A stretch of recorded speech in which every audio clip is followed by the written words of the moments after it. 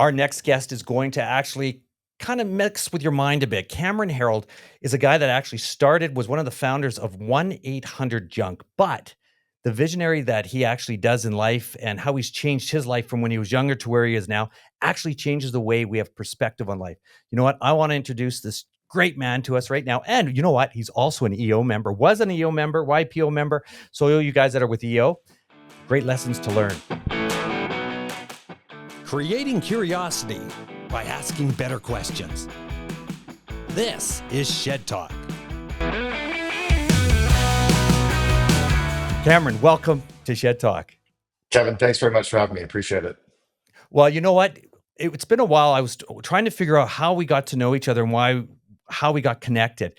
And as I start talking about EO and stuff about 25 years ago, and I had mentioned some names like Glenn Street and then going in there and go, oh my God, how the connections, how 6 degrees of separation, everyone's connected one way or another. And as we're getting older, and you just showed me a picture of yourself way back in the day, because you look great right now. You're in great shape. Thank you. I'm assuming. There's the photos. If anybody's watching, it's kind of scary. And what kind of weight were you at that point? I'm 6'3.5". I was 222 pounds and I was 182 this morning. And that was 14 years ago, but I've stayed around the 180 to 185 range for 7 years. I've never really fluctuated outside of that. And what was the reasoning and factor that actually made you change your way you were being from Well, being big to small? I think why I was there first, I really had no balance. Back in those days, I was all about business. I wore the brand on my back. I was obsessed with business. I had no hobbies. I was that classic, well, work is my hobby. Well, the reality, nobody wanted to talk to me about my hobby, right? I was the only one who loved it that much. And I didn't have any balance. I wasn't doing anything for fun. And even if my kids described, what's your dad like or what's your dad do, all they did was talk about what I do to make money. That would never enter into their conversation today. So I had a bit of a wake up call with an EOer that had come to my house one day and noticed that I was gaining weight and called me on it. And I was depressed. I wasn't really having that much fun. I was in an unhappy marriage. I was not doing anything health wise, and just decided to get my shit together. Quit smoking. Quit eating crap. Actually, quit drinking 2 years ago now. I haven't had a drink in over 2 years. So I say I'm California sober, but I'm just trying to live a healthier, more balanced, more fun life. And now I focus on activities. In fact, when you and I are done, I actually zip out of here. I'm working out of a Capital One bank location. They give out free space to run podcasts. I'm heading from here to the gym and then off for dinner with our in-laws tonight. But I had to how can I make sure that I fit in a gym day today as well? So I'm just more balanced around that. And then I've actually crafted a 5-page description of what I look like, act like, and feel like 3 years in the future. I call it my vivid vision for myself. I also have one for my company, and then my wife and I have one for our marriage. But I describe me as a dad, a friend, a lover, a confidant, what I do for fun, what my vacations are like, my hobbies. And I share this 5-page description of me with anyone who wants to read it so that they can kind of help hold me accountable to that. And it also provides that really big guiding light for me too. So I want to deep dive that a little bit because it was interesting because I went onto your LinkedIn account. And as I'm looking at your LinkedIn and then I start reading, and there's a lot of I am, I have, I'm about this. And it was interesting because it was like you were telling the future. So you have the past, the present, and the future. And your whole bio, if you looked at it, it actually said, I'm already doing this, I'm having this. And it's like, oh, wait a second, he's got this. No, he's already doing that. And when you read yours versus anyone else, it's totally a different vibe. It's around manifestation. So when we were scaling 1-800-GOT-JUNK 20 plus years ago, we actually studied quantum mechanics, quantum physics. We, read the book The Secret. We brought speakers to come into the company and talk to us about that. And we started to understand the ideas around vision and around manifestation. The phrase conceive, believe, and achieve. And when you talk in the present state, you start to feel that a lot more. So if I talk about I am healthy, I am a good dad, I'm a good friend, I have all these great hobbies, I engage in all these activities, I do, make healthy choices. When you, instead of saying a goal, you just feel it more. And then when others read it, they also realize that is who you are. And so they start lining up with that too. I'm glad you recognize that. I don't think anyone's ever noticed that. And I don't even think I even recognized it off my social. I certainly do it in marketing and in my website and in my Vivid Vision, but I didn't realize it was even that tightly closed into my social profiles too. Yeah, and it was interesting because when I started going through it and I had to break it out and I was like, okay, wait a second, go this. And then I took, and it's interesting, and I'm recommending everybody do this because your book, and say if you're not reading, you want to do it, and I used AI and I said, let's formulate your book, and then what does it mean, and then and how you summed it up, and then I took that idea. And then what I did is I did vivid vision. Okay, Kevin Halliday, vivid vision. And then I laid it out, and then it did the whole layout exactly what you're talking about, how to do it. And it was like it was so clear and concise. So then I looked at it, and it was the blueprint for health, wealth, and mindset after 50. And then it's and you're talking about it, and I'm reading this. I am doing these speeches. I am about the health and doing this part of it. And it was very interesting to be able to watch that. And it pushed it right into my face. I was like, whoa, that's like the that aha moment. So we learned this concept back in 1998 from an Olympic coach. It was actually at an EO event. 120 entrepreneurs in Vancouver were invited to this lunch, and only 20 of us went. And we got to the luncheon, and this high performance sports psychologist for the Canadian Olympic team was talking about visualization and looking into a crystal ball. And we thought, wow, this is going to be the worst 2 hours of our lives. We're never going to get this time back. But he kept talking about how athletes used visualization. And if they could see themselves and feel themselves performing the event, they could then act completely on instinct. And I remembered when I was from my ski racing days, I raced up until second year university. I raced in the Canadian American Championships twice. I still have downhill courses that I can remember because I skied them so many hundreds of times in my mind. I practiced the turns. I felt what it would feel like. I felt some of the bumps and undulations. And still to this day, I mean, I'm sure my memory is a little bit off, but still to this day, I still think I can ski some of those courses in my mind because I can feel it. Well, if you can do that with your company or with yourself as a person, if you can feel how you show up, you tend to show up in that way. If I can feel how I'm showing up with my interactions with my two boys, I tend to show up in that way. But if it's a goal, then you're separated for it. You're separated from that goal a little bit because you're still focusing on the current state, wanting to get somewhere instead of anchoring into, how you feel. Uh, I even just pulled up for fun a copy of my current vivid vision, which is my 2027. And let me just read kind of a section which will kind of anchor it in. Right. It said, it's December 31st, 2027, and I'm in the best place I've ever been personally. I feel calm and centered. I handle my days with ease. I'm grounded and I bring my own energy instead of getting it from others. My self care relationships and business are thriving, and I appreciate every moment. It goes on for about 5 pages describing me. And at one point, I said, I have not had a drink for almost 5 years. Well, when I wrote that, it was almost 2 years, but I was leaning out 3 years further to anchor it. And I turned to my wife and I go, I guess I've just quit drinking for 5 years. She goes, What do you mean? I'm like, Well, I just wrote it down. It's now true. And now it doesn't feel like a goal trying to quit. It just feels like that's who I am. And I just don't drink. I'm done. And you're already that person. It's like change Yeah. happens in an instant. The day you decide to make change, it's right now. Yeah, exactly. So I'm gonna go back further because when you first started this, you brought people into your company. How did you Mhm. get them to buy into it? Well, what we did when they were buying into it was every time we got a resume from someone who wanted to work for us, we sent them an auto reply and we said, Thanks for your resume. We're not going to read it yet. We'd like you to read this 4 page description of what our company looks like, acts like, and feels like 3 years from now, and read this recent article of us in the media. If that sounds like the kind of company that you want to help build, reply with a 2 minute video of how you can make our vivid vision come true. If we like your video, we'll bring you in for an interview to see if you have the skills. So right away, we only started talking to the people who were vibrating like we were vibrating. And so, how many interviews did you get? Well, hundreds. Like we became a cult. One Hundreds. eight hundred got junk ranked as the number two company in all of Canada to work for when I was COO. We twice ranked the year before, 2 years in a row as number one to work for in British Columbia. So we'd become this iconic cult. There were only three companies in all of British Columbia you wanted to work for: either 1-800 got junk, Lululemon, or the Vancouver Olympics, because that started in 2006, preparing for the 2010 Olympic Games. Those were the three companies everybody wanted to work for. And it was our cult like obsession with this vision and getting the media to talk about it. So almost like you recognized me talking about my future state as if it had already come true. If the media ever asked us questions, we would talk about the future. We wouldn't say we're going to be, we'd say, this is the kind of company that we are. This is who we're building it. And they got so excited about that that they started to communicate like we were.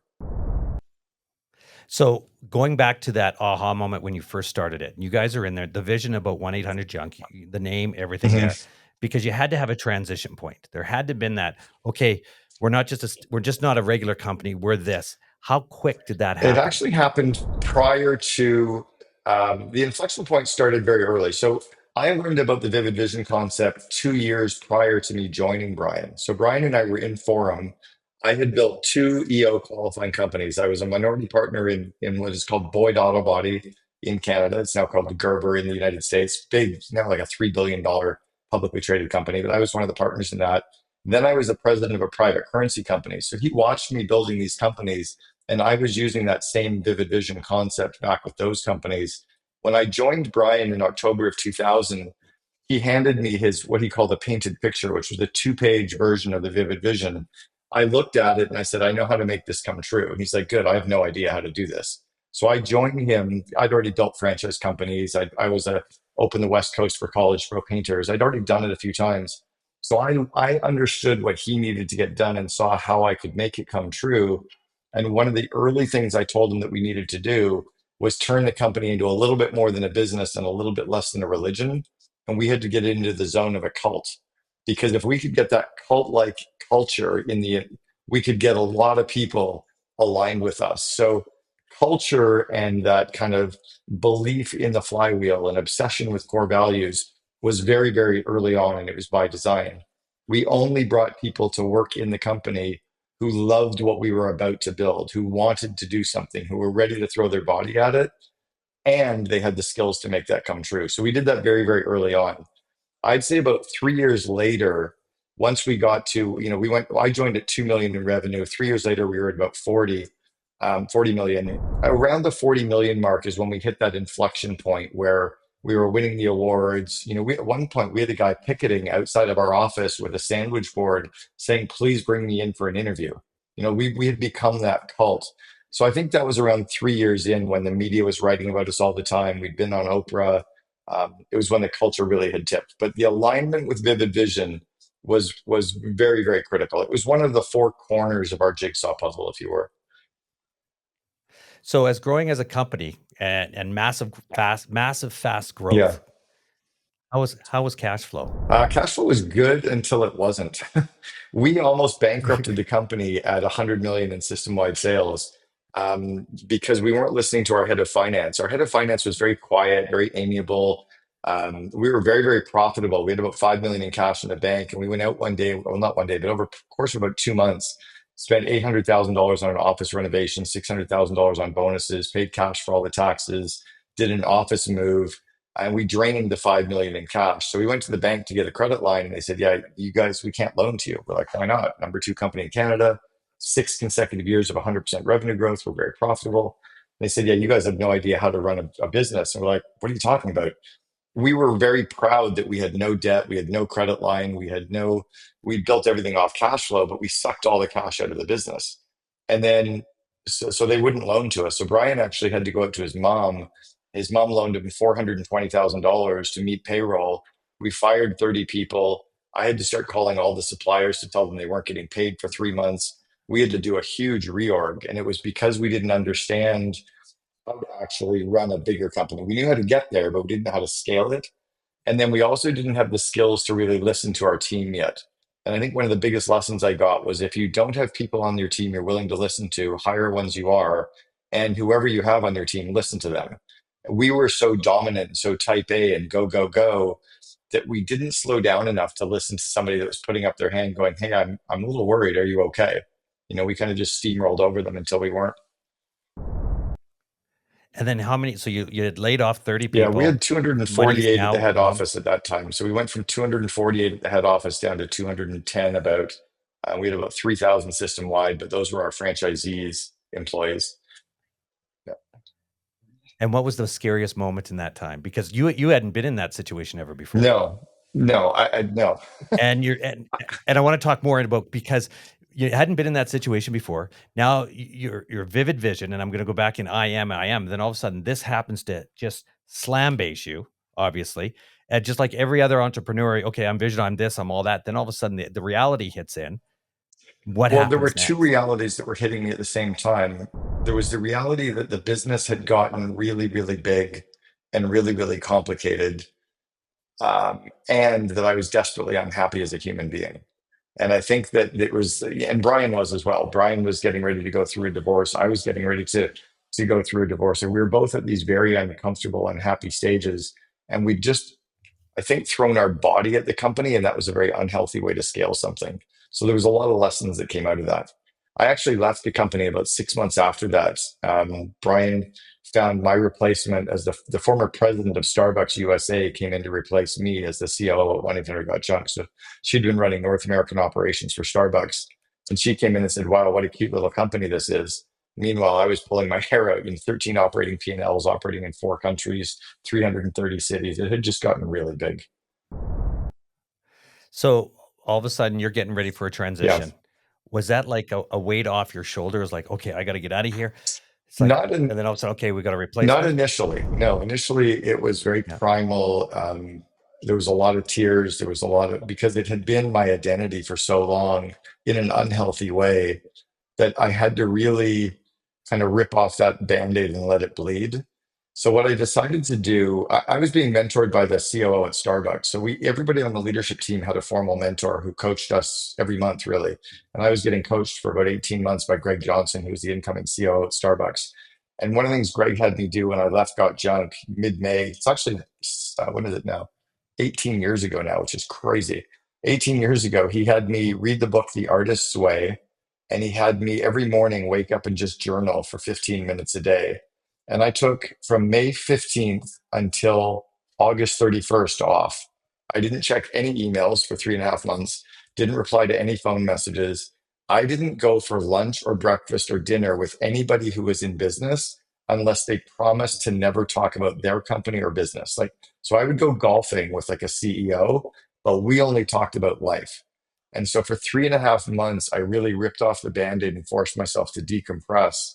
And that was a really healthy thing for me. So what I did in that period was I journaled. I did lifelines, I did mind maps, I made lists of every company that I'd ever run, every entrepreneurial venture I'd ever had, every project I'd ever led, every business area and what those business areas had done that had reported into me, all my failures, all my successes, all my lessons. I had about 57 lessons that I learned, that I kind of documented, really internal lessons. And I came up with lists of things I loved and things I hated and things I sucked at and things I was great at. And what it kind of netted out at was I loved coaching, I loved networking, I loved speaking, I love helping entrepreneurs make their visions come true. And everything else I'm either really good at or okay at, but I don't love. And so I just decided to design my world around that, decided to never run an operational company anymore, um, and I decided to work behind the scenes with CEOs. And I called my first brand the Back Pocket COO, which was way before fractional roles existed. But I was basically a fractional COO, and I was a fractional COO for Karen Stewart from Calgary, who ran Fairway Divorce. I was a fractional COO for Ken Sim with Nurse Next Door in Vancouver. And I was a fractional COO for a guy named Razor Suleiman from Toronto, who built I Love Rewards. Those three were my first coaching clients that behind the scenes, I helped them scale, build brands, put systems in place. And then that began kind of what I do today. And now I have an organization that's exclusively for the COO. So no entrepreneurs are allowed to join. And then I run a community now called the COO Alliance as the community to skill up the second in command for all these crazy entrepreneurs. And you know what? And it's amazing how you say crazy entrepreneurs because all of a sudden In a good way. the entrepreneur, their vision and Yeah. goal. Yeah, in a good Yeah. way. And It's we're definitely. supposed to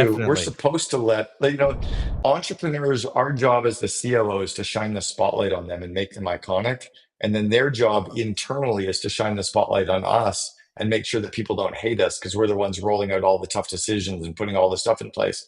But it is that crazy yin yang kind of partnership that we really have. So Yeah, that was what came out of that process. It was a very cathartic time for me. And then it took me a few years to really gain my confidence back. Like after a few wins where I saw brands that I was helping get awards, rank as number one in their city or country to work for, I started to see that I was able to help this with multiple brands. It took me probably 4 years to really gain my confidence and get my stride, and then probably another 4 years to let the chip fall off my shoulder and just settle into just being Cameron. So was it pretty tough to get that chip off your I shoulder? think so. Yeah, it wasn't something that I understood initially. And it came from a number of mastermind communities that I was in where entrepreneurs would sit me down and just say, dude, you don't have to, show off anymore. Like we get it. We're already hiring you as the expert. You don't need to keep talking about it. We already know you are. That's why we're paying you to be here. But it took me some time because of how hard that transition was out of 1-800 got junk, right? There was a real pain point of having my identity unhealthily tied to a brand. Hey, take a minute and smash that subscribe button, and let's get back to the episode. So when you're taking the time off, the 3 months you're going golfing, you're making sure that Mhm. we're not talking business. Yeah. Which what's the diet like? All of a sudden, food, because all of a sudden you have to change your whole body Yeah. and your mind and everything. So what did that look like? My diet didn't change for a few more years. My diet really kicked into change around 2011. Um, So I'm going to ask a better question. Let me yeah, even go back. Let's talk sure. alcohol. How many Yeah, drinks? Let's talk about drinks. So you're on a golf course, you got a bunch of beers. So yeah, we talk diet, but then talk about alcohol because as entrepreneurs that's that start up in their businesses, it's like, hey, we're celebrating that. We'll go for a drink afterwards, and it can get yourself. It can get actually get carried away a bit. Yeah, so that's actually strangely, that's when my alcohol probably started becoming more of a problem, was around a year later. So prior to that, I was more of a social drinker. I never drank at home. I never drank at dinners. If we were out drinking, I would have some drinks, but I never opened a bottle of wine or had a drink with Mm. dinner. I didn't even have like beer in the fridge. Just didn't, I would have to, if I had friends coming over, I had to go buy beer. Like I just didn't have that around. But then I landed a client who was the biggest importer of Burgundy and Bordeaux wines into Western Canada. And he paid me every month for 18 months in wine. So every month I was getting $3,500 in wine. So one month I'd get $3,600 bottles. Next month I'd get 12 $300 bottles. And he alternated. So my crappy wine that I was deglazing pans with to make beef bourguignon was $100 bottles of Burgundy, right? Like $300 in a restaurant. And I'm pouring it into a pan to make a sauce. And then my wife recognized that I was stressed and I wasn't coping that well with stuff. So she would bring me a glass of wine with dinner, and it began the slippery slope. I had that slippery slope really pretty hard for about the last 7 years. 2 years ago, kind of through COVID, is when I cut off alcohol. But I started getting healthier with eating, I would say around 10 or 11 years ago, and then really healthy with eating about 6 years ago. And when you're talking about healthy eating, what kind of from going Mhm. from what to what, like burgers to all of a sudden keto or whatever that would be for you? Yeah, certainly from burgers to, burgers and fries to, every time I saw something on the menu, if that looked good, I ordered it. Mm. Wasn't necessarily like eating fast food, but, if I saw the short ribs at a restaurant, I would order the short ribs. Now I probably order the steak or fish, or I used to order pasta because I just loved it. Now I don't.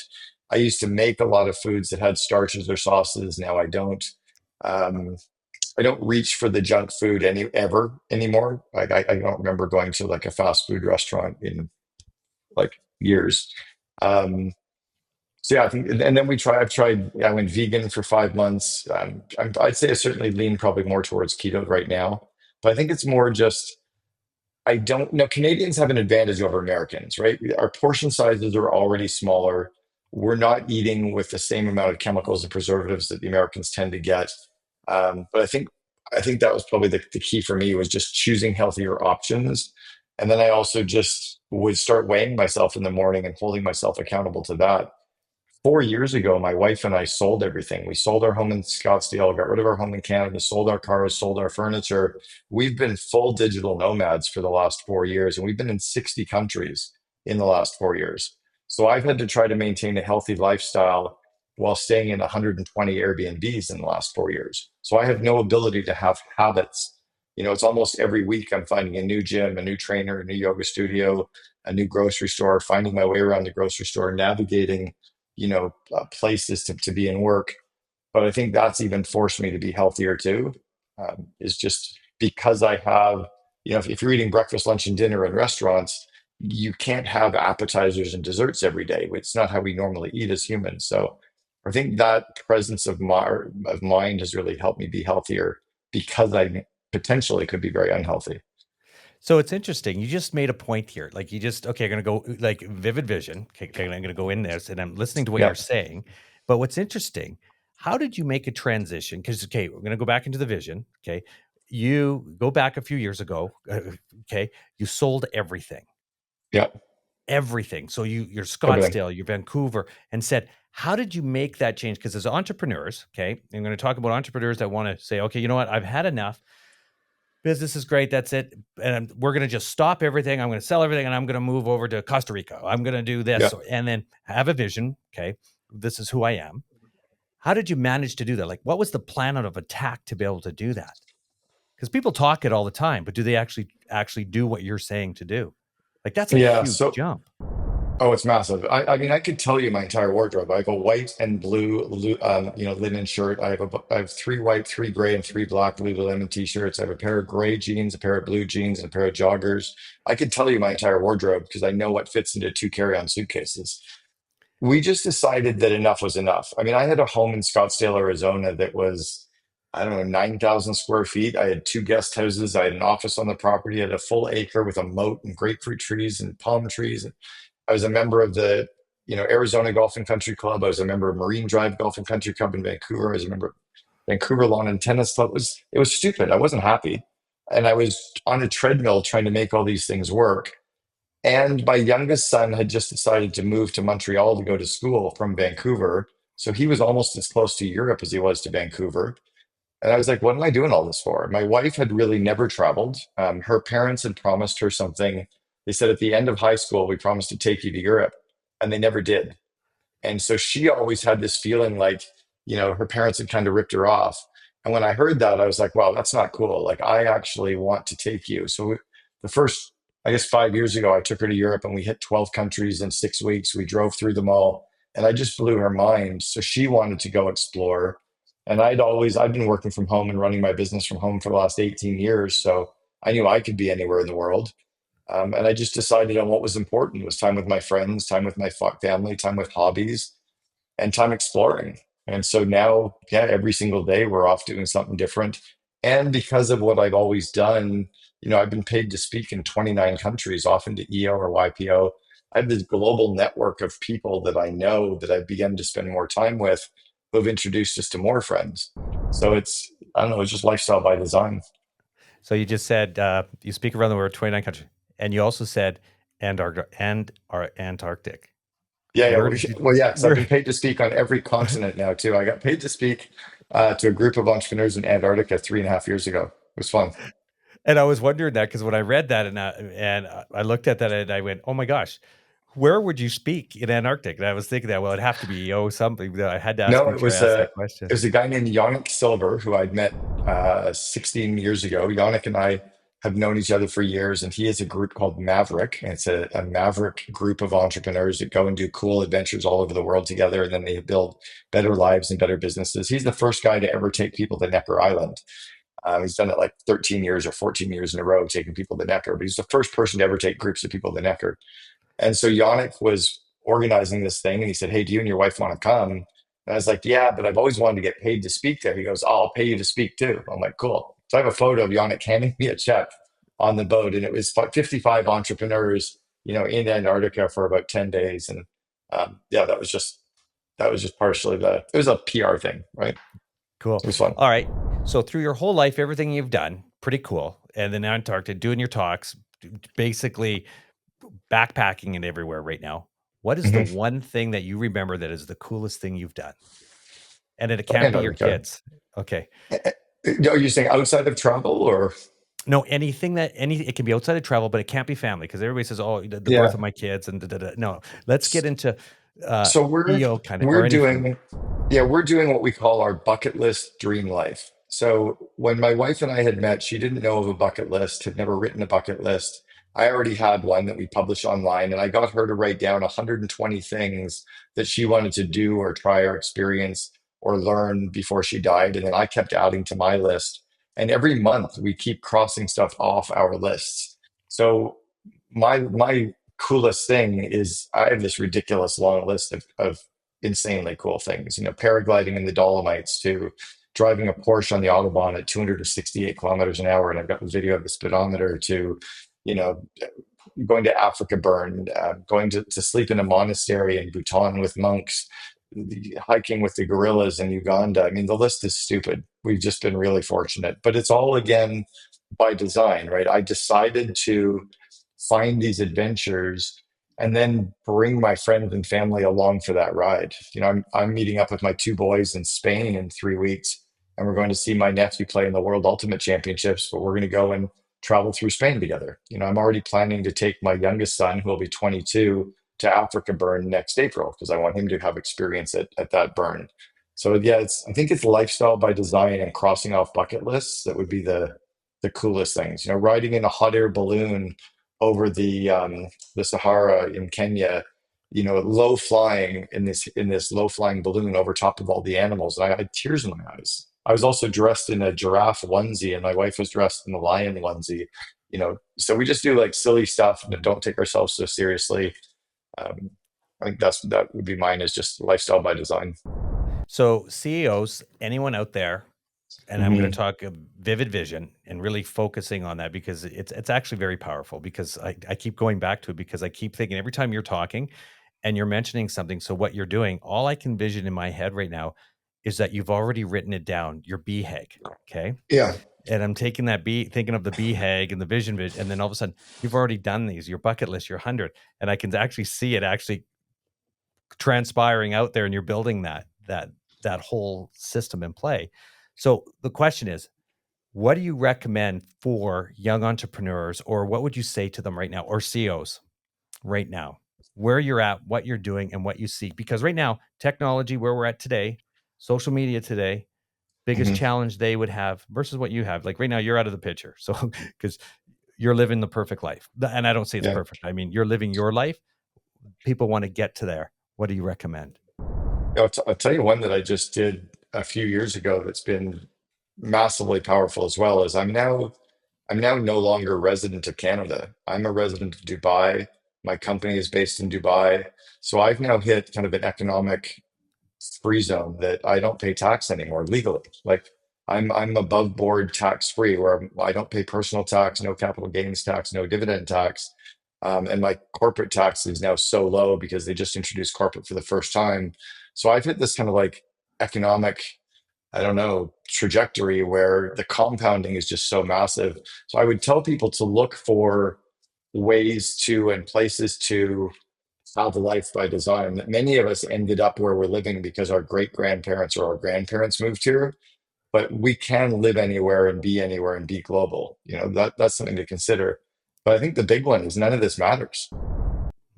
Like the death rate is still 100%. Like we're all going to die, right? Yeah. I actually got a tattoo back in June of last year, sorry, in November, and it's the Ram Dass quote. This one's in Hindi, but it says "walking each other home," and it's just a reminder that none of this stuff matters. This is just what we're doing to make a buck and take care of each other and have fun along the journey. Because at the end of the day, we're all going to die, and I think that many people lose sight of that. That this is just one journey that we get, and let's have the best journey we can. And when you made the changes from Scottsdale, like your 9,000, you're saying this, Yeah. how quick of a change was that? Because we didn't answer that question. I wanted to know that quick change to all of a sudden, we're going to do this. Yes, I understand your wife wanted to travel. It was Uh, about it was about 6 months from the time that we decided to do it until the time everything was gone. Um, and I mean everything. Like I sold furniture, I gave stuff away. I mean, I called a landlord from 20 years ago and donated almost a house worth of stuff to him because he'd really helped me 20 years ago. And he and his wife had tears in their eyes. I sold stuff on Facebook. I took 18 photo albums and had them digitized so I could have photos that I wanted to keep, but threw those out. Like everything's gone. I mean, clothes, and the only thing I have left in a storage locker is some artwork that I want to hang at some point again when we get some forever homes. We're looking at three places: Byron Bay, Cape Town, and either Ibiza or Cortina, Italy, as kind of a European hub. But when I have some places that some stuff will be in, that's all I really wanted, and some family heirlooms. So there was a period of a couple months to commit, and then it was, how do we slowly start purging? And then once the purging started, then it got easy. I have no emotional ties to anything now. There was at one point, I think I had 14 belts in my, like, who needs 14 belts?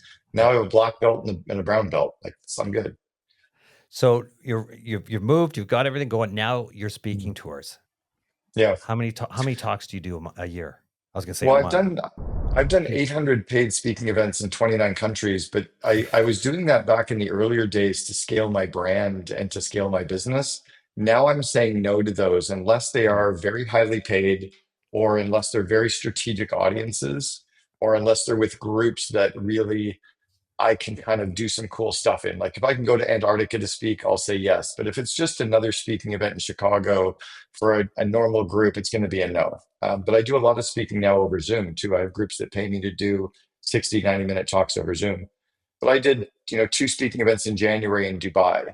I had one in February in Peru. But like we happened to be in these places, right? I did one in Ibiza last year, but I was going to be in Ibiza anyway. So I've done some stuff that I was going to be in Cairo last December. So I reached out to the Cairo EO and YPO chapters. They said yes, they paid and they booked me. I spoke in two events in Melbourne, Australia this year, but I was going to be in Melbourne for all of February anyway. So I think because my brand has gotten big enough now and my connections are big enough, I can strategically reach out to places in advance and land some.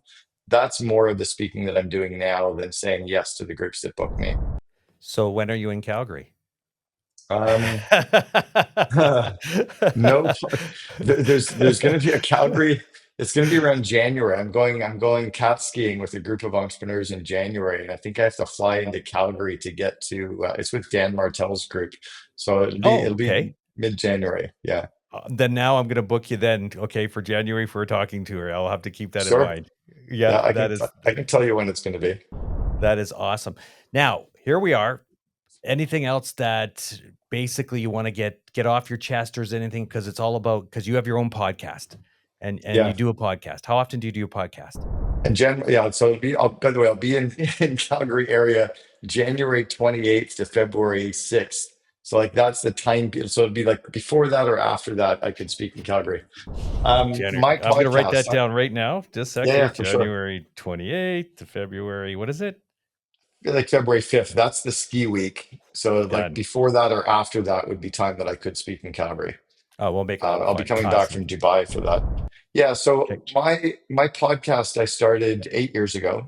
We've had about 500 episodes now. We only interview the COO of companies, and I did that because I wanted the rest of the story.